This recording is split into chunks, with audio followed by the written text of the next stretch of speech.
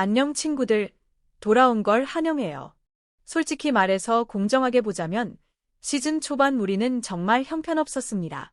팀에 진짜 아이콘급 선수가 합류하고 나서야 비로소 경기력이 살아났고 그때부터 뭔가를 해내기 시작했죠. 하지만 결국 플레이오프에서 또다시 탈락했습니다. 이건 올해만큼은 절대 용납될 수 없는 결과예요. 저는 우리가 계속 이야기해왔던 그 빅네임을 정말로 원했습니다. 구단이 찾고 있다고 했던 바로 그 선수 말이죠. 사실 이건 저만의 생각이 아니에요. 대부분의 LAFC 팬들이 속으로 기대하던 부분이기도 합니다. 다들 겉으로는 잘 말 안 하지만요. 그리고 또 하나 짚고 넘어가야 할 게 있습니다. 손흥민이 작년에 영입됐다는 사실이죠. 그는 상상할 수 있는 모든 면에서 그것도 아주 긍정적인 방향으로 클럽을 완전히 바꿔놓았습니다. 이런 아이콘급 선수, 이름만으로도 팬들을 설레게 만드는 선수가 있다면 감독 선임에서도 훨씬 더 좋은 선택지가 있었어야 합니다. 아니, 아마도가 아니라 분명히 있었어요. 여기에 로스앤젤레스라는 시장까지 더해보세요. 이 두 가지를 함께 놓고 보면 솔직히 말해서 이번 감독 선임은 이보다 더 긴 빠질 수 있을까 싶을 정도입니다. 닉, 정말로요. 이렇게까지 아쉬운 선택은 없었다고 생각합니다.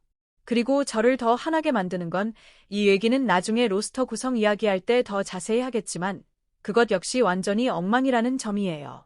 저는 중립적인 입장이지만 이 팀이 가질 수 있었던 잠재력, 그리고 지금 놓치고 있는 기회들이 너무 뚜렷하게 보입니다. 손흥민은 지금 33살이고 2026년에는 34살이 됩니다. 그런데 그의 소중한 한 시즌을 이 팀을 이끌 자격이 없는 감독에게 맡기고 있는 것처럼 느껴져요. 더 나은 감독, 더 나은 방향성, 충분히 선택할 수 있었는데도 말이죠. 이건 농담에 가깝습니다.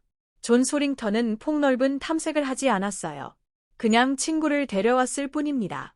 이러다 정말 AFC 역사상 처음으로 시즌 중 감독 교체를 보게 될지도 모르겠다는 생각까지 듭니다. 그만큼 이번 시즌에 대한 제 불안과 분노는 큽니다. 안타까운 건 마크가 또다시 이런 상황에 놓이게 됐다는 점이에요. 작년이었다면 이건 실패였다. 이제 제대로 된 대형 감독 선임에 나서자라고 했을 겁니다. 하지만 그렇게 하지 않았죠. 그 결과 팬들의 요구치는 더 높아졌습니다. 우리는 우승 트로피를 원합니다. 결과를 원합니다. 그런데 이번 오프시즌을 보면 그런 변화의 의지가 전혀 보이지 않아요. 백업은 어디 있나요? 추가적인 화력은 어디 있습니까? 저는 보이지 않습니다. 정말 아무것도 보이지 않아요. 손흥민이 LAFC에서 뛴 모든 경기를 우리는 지켜봤습니다. 그 시점부터 팀 분위기가 살아난 것도 사실이죠. 하지만 경기를 본 사람이라면 누구나 알 수 있었습니다. 중원에서의 창의성은 제로에 가까웠어요. 이건 정말 큰 문제였습니다. 한동안은 손흥민과 데니스 부안가 이 두 선수만이 팀에서 뭔가를 만들어냈습니다. 실제로 득점도 이 둘만 하던 구간이 있었죠. 그러니 경기를 본 사람이라면 누구나 이 팀은 오프시즌에 대대적인 보강이 필요하다는 걸 알 수밖에 없었습니다. 두 명의 슈퍼스타가 수많은 문제를 가려주고 있었을 뿐이지 그게 영원히 가능할 리는 없으니까요. 그런데 구단이 가장 먼저 한 선택이 앤드루 모레노의 완전 영입 옵션을 거절하고 U22 계약 전환도 포기한 거였죠. LAFC 경기를 꾸준히 본 팬이라면 다 압니다. 그는 충분한 출전 기회를 받지 못했습니다. 이유는 모르겠지만 감독이 그를 신뢰하지 않았어요. 선발로 거의 쓰지 않았지만 그라운드에 나섰을 때 그는 분명히 가능성을 보여줬습니다. 그 둘을 제외하고 보면 가장 큰 임팩트를 남긴 선수는 단연 그 선수였습니다. 찬스를 가장 많이 만들어냈고 경기 영향력도 가장 컸어요. 그런데도 기용하지 않았고 결국 완전 영입 옵션까지 포기했습니다. 그렇게 그는 다시 잉글랜드로 돌아갔고 LAFC는 부안가나 손흥민을 제외하면 팀 내에서 가장 창의적인 선수를 잃어버린 셈이 됐죠. 손흥민에 대해서는 다들 동의합니다. 엄청난 업그레이드예요. 우리가 할 수 있는 최고의 업그레이드였죠. 이견이 있을 수 없습니다. 문제는 지난 시즌 내내 미드필드를 전혀 컨트롤하지 못했다는 거예요. 정말 한 번도요.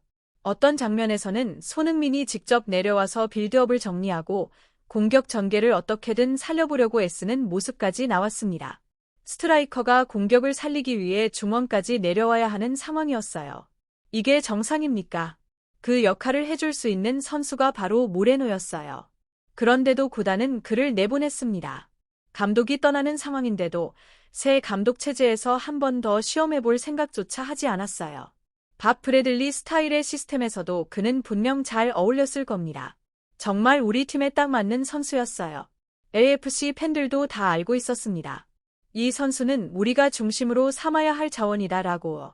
그런데 그런 선수를 그냥 보내버렸어요. 이건 정말 말이 안 됩니다. 반면에 팀에 큰 영향을 주지 못하는 선수들은 그대로 남겨둡니다. 티모시 틸만을 남기고 다른 선수들도 마찬가지죠. 물론 수비 라인 자원들이긴 합니다. 하지만 무슨 말인지 아시잖아요. 정말 중요한 선수는 내보내고 굳이 없어도 되는 선수들은 붙잡아두는 선택을 하고 있다는 겁니다. 그리고는 내슈빌로 가서 2명을 데려옵니다. 한 명은 부상 중이고 다른 한 명은 그 팀에서도 크게 원하지 않던 선수예요. 바로 옆도시 샌디에이고나 산호세만 봐도 우리 전력에 완벽하게 맞을 수 있는 자원들이 있었는데 그런 선택은 전혀 하지 않았습니다. 도무지 이해가 안 됩니다. 솔직히 말해서 이번 오프시즌 동안 LAFC는 저를 단 한 번도 감동시키지 못했습니다. 기대하게 만든 것도 없고 설레게 만든 결정도 없어요. 아무것도 하지 않았습니다. 공유와 구독, 좋아요.